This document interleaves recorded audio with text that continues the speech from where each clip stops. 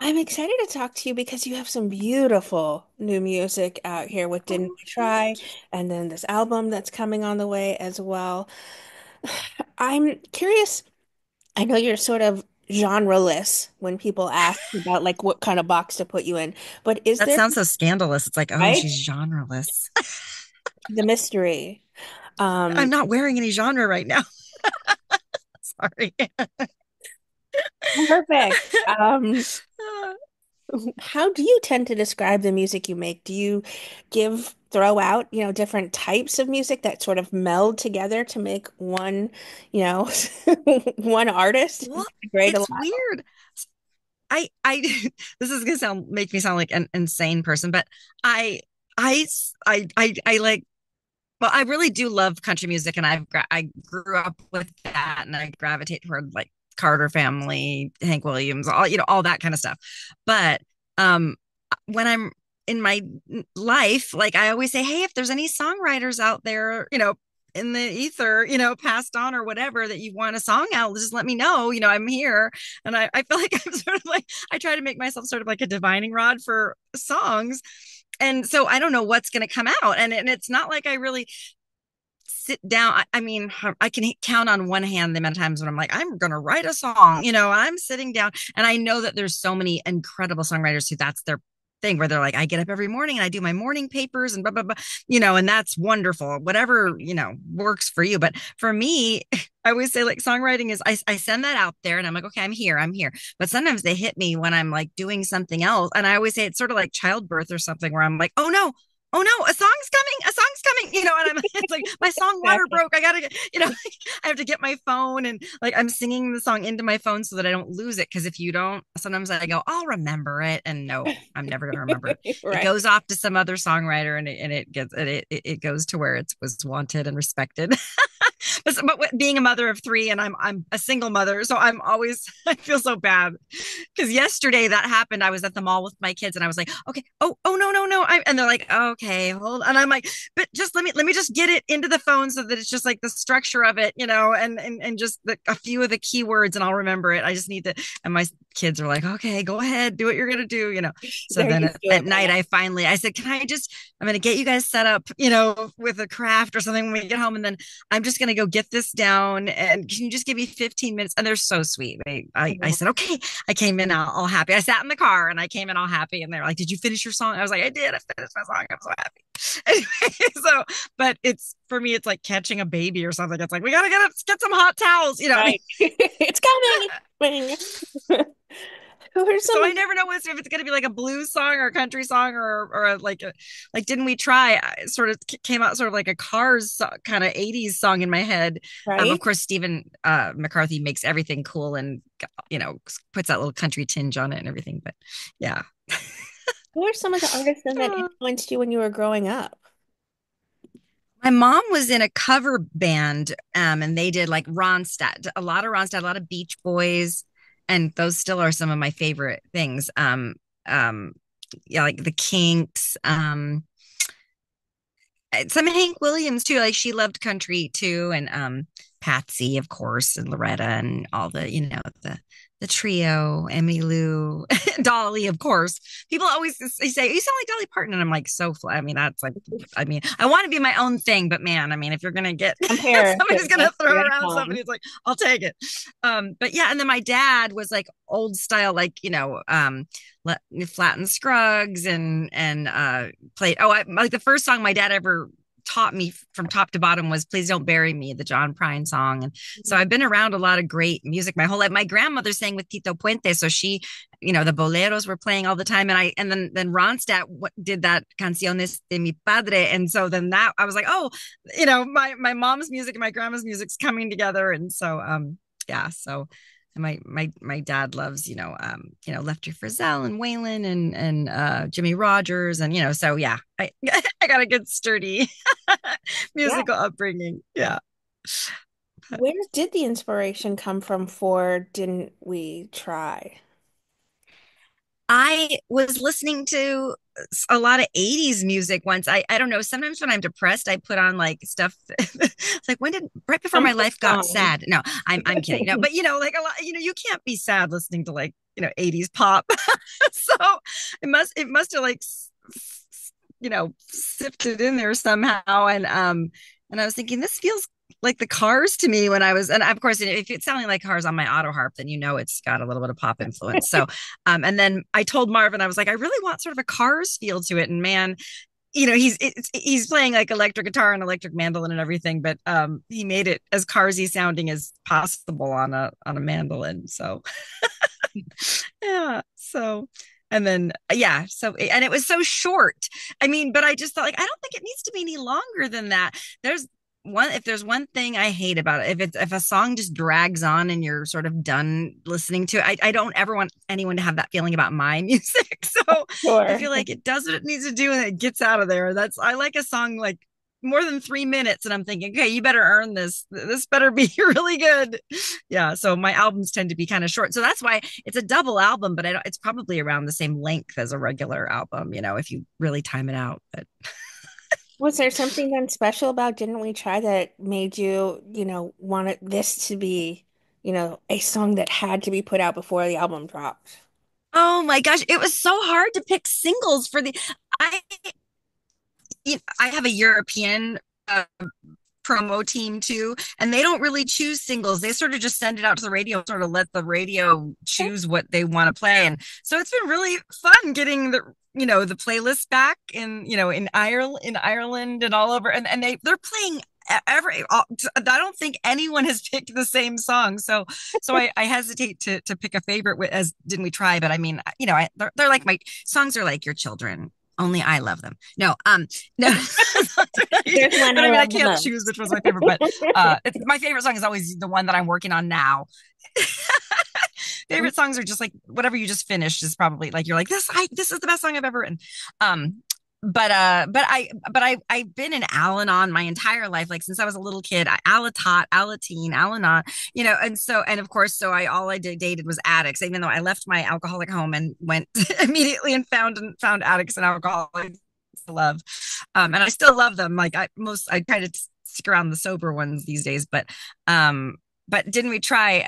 To me, it's they always tell you don't date when you're newly in recovery, and nobody ever listens to that. I, for one, never Right. listened to that. So I just it was sort of about two broken people trying to get their crap together. And sometimes you look back on a relationship and you think, oh man, if I had been the person that I am now with all this recovery and all this wisdom and everything, maybe that would have worked. Maybe that's magical thinking too. I don't know, but I just think I just wanted to write a song with that kind of story, a little bit bittersweet. Like there's no bad feelings, even though there's a restraining order in there. It's just we tried. All you can do is try, and until you know better, you can't do better. So yeah. Well, this LP, the Grey album, is coming here on April 4th. I have to ask you about working with Stephen McCarthy. What makes him such a standout? I am never going to make a record without him. I'm going on the record.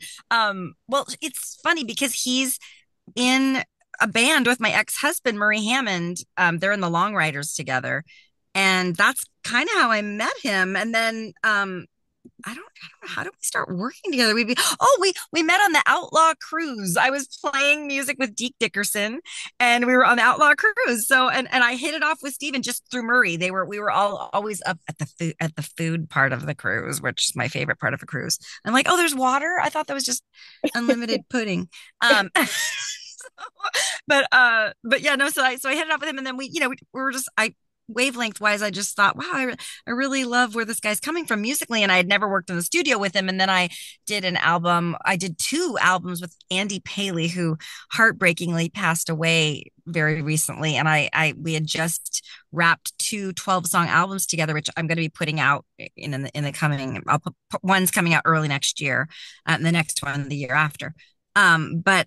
But I brought Steven in just off of how he plays in the Long Riders, his songwriting in the Long Riders, and I just thought he'll be a great addition. I like his energy because when you're making a record, somebody could be the best player in the world, but if they're an a-hole, like I'm sorry, I can't. I'd rather have a lesser player and someone who's fun to be with in a studio for a few days. And Steven is the entire package. So yeah, so I brought him in for that, and he just impressed the heck out of me. He's just everything he plays, he makes it he's like an earworm he everything, he'll put some little hook on it, and I love a little hook. So then I was working. This record was produced by Marvin Etzioni, who I've been making records with since I was, an early 20s. And and Marvin had known Steven because he knew the Long Riders. They were in that, when alt country and the cowpunk scene in LA was just starting. Marvin was a founding member of Lone Justice, and then Steven founding member of the Long Riders. And so they're both at an exhibit right now called the Western Edge at the Country Music Hall of Fame. If you get a chance, you should see it. But they're both such iconic 80s, LA country scene bands. And so of course they knew each other. So I was working with Marvin, and I was like, Stephen McCarthy's a great, I love his harmony on things. And also I was just sending him stuff because we were friends and we've been writing songs together. So I was sending him things. He said, well, what are you working on right now? Send me what you're working on. He's always such a good listening ear for anything that I come up with. Yesterday I sent him my song I wrote when I was in the car getting my little time while my kids let me have a minute. And we've already got ideas about that. And, Wow. so anyway, but so he didn't co-write the song, but I sent him the song, and he goes, I hope you don't mind, but I just, I was in the studio, and I put some harmonies on it. I felt like it needed, like I could hear harmony on it, and I was like, oh, okay, well, let me listen to it. And I was like, "Ah, I love that. That's perfect." And of course, it was already on there. He did it, and so I sent it to Marvin. I was like, Marvin, mix in Steven. So Marvin was happy to do it. So yeah, it was. Our little world is such a small little happy family. Everyone, all nice, like relatively talented people, tend to find each other. So we have everybody's. It's sort of like an extended family where every time someone sees you're recording with somebody, they go, oh, wow, we just did this together. Or, hey, I didn't know you knew them. And I'm a big Jayhawks fan too, and Steven plays with them. So You may not have a favorite song, but 40 something Runaway is a standout for me. I happen to love Sherry on this. I, yes.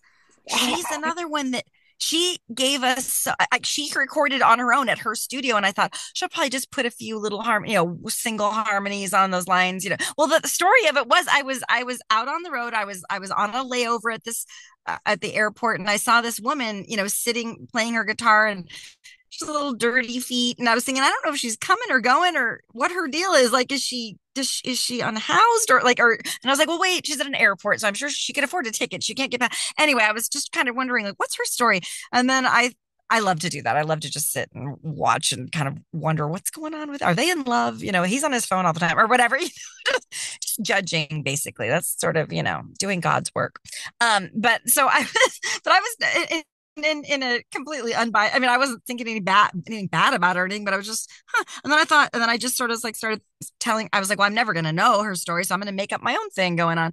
And then it started turning into a song, and I was like, oh, a song's coming on, a song's coming on. So I sang it into my phone, and it ended up being 40 something Runaway. So then that night, I was going out to dinner with my friend John Means, who was producing this Billy Vera tribute album that my other music partner Eddie Clendenning was going to be on as well, and funny enough, Joe Pesci was going to do a song on it. It hasn't come to get to fruition yet, but I ended up doing the Dolly Parton. I know.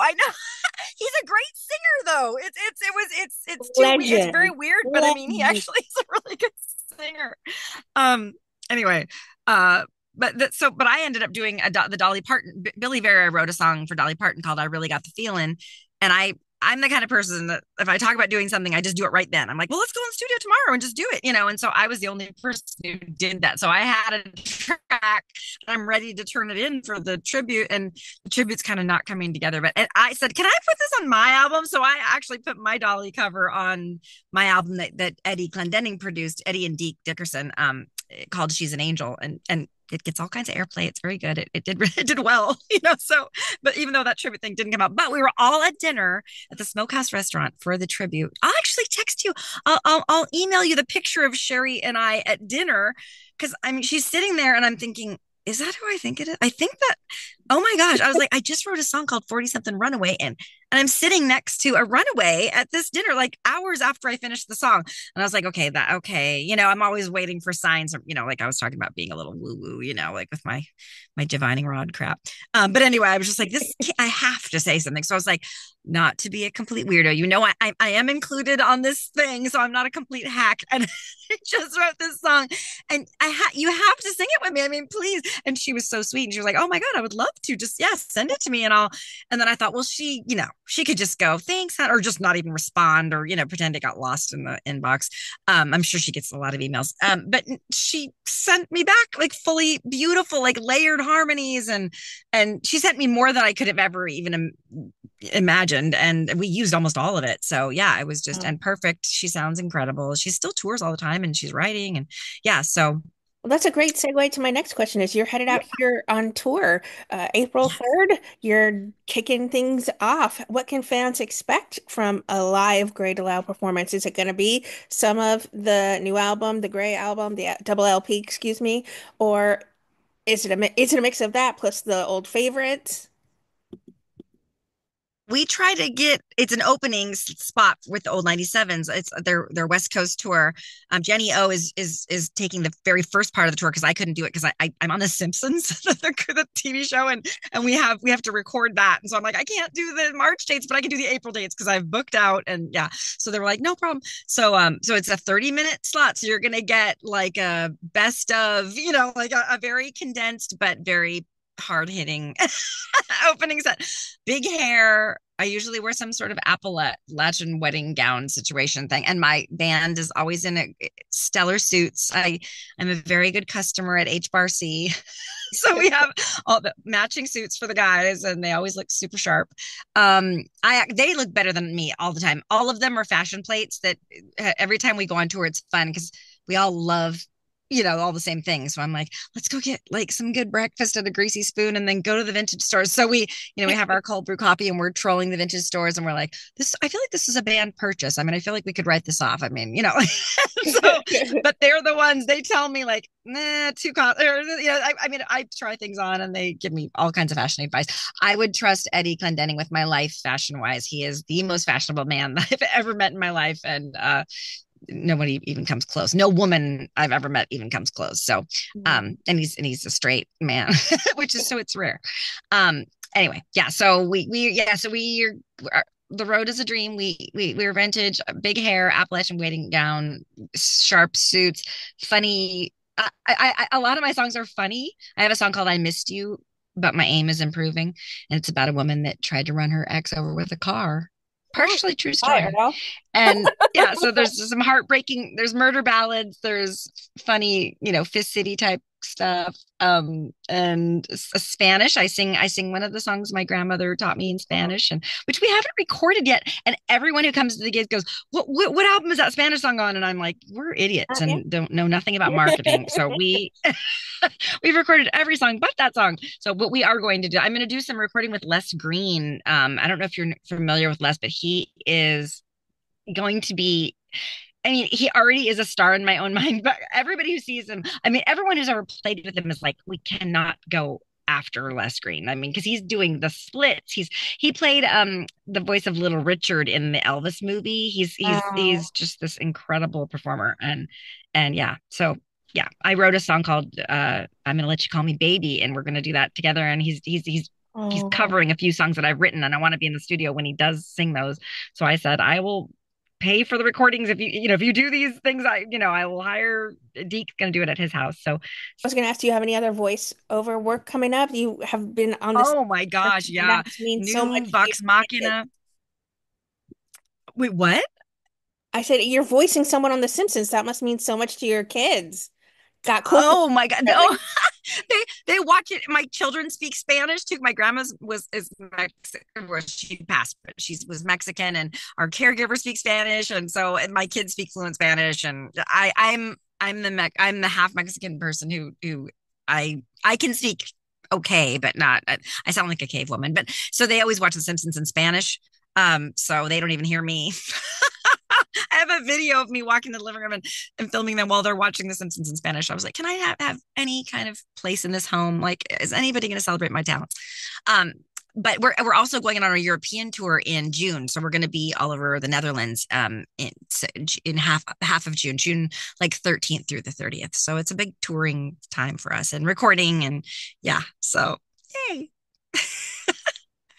What would Oh, and voiceover wise, oh yeah, there's Fiona and Cake, the new Adventure Time series. I'm doing Vox Machina, which is like an Amazon show, a new season of Invincible, which sometimes big music people that I really admire, like John Paul White. I don't know if you know John Paul White, but he's an incredible singer, songwriter, and performer and writer, and he's amazing. And he messaged me, and Butch Walker, who, Butch Walker, big songwriter, big amazing performer, he messaged me to tell me how much they love me in Invincible. And I'm like, hey, however I can get some contact on Instagram with my heroes, that's all I need, even if it's about cartoons. So yeah. What would you like to say then to everyone who are fans and supporters of the incredibly beautiful music you make? Oh my gosh. Well, thank you for supporting music because AI is growing every day, and AI doesn't have children to send to college. So thank you so much. And I'm trying to make very specialized packaging, and I'm trying to, do vinyl and do things that, a computer can't do, to put out actual like merchandise. But yeah, follow me on Spotify, even though I was like anti computers, but follow me on Spotify because it does mean a lot to us. That it's sort of like the big 900-pound gorilla. And Bandcamp's always appreciated, but lots more music's coming. The Andy records are coming. I'm going to make a record with John Carter, Johnny Cash and June Carter's son, next month in right outside of Nashville. So I'm doing 12 songs with them. Stephen McCarthy will be there, and my ex-husband Murray Hammond will be there. He's like still such a dear friend of mine. And then I'm bringing the Blue Ribbon Boys out, which that's my band, so they're going to come out for a bit. And we're staying in the house of a guy that's in the band Alabama, which I didn't even know. I booked it. I'm boycotting Airbnb because of their fascist crap. So I went on to VRBO and I found this little place near the studio. And he was like, I know John Carter. I'm in Alabama. And I'm like, is there anyone in Tennessee that's not in a very In successful music well, there's group? not. There's not. I think there's I not possible.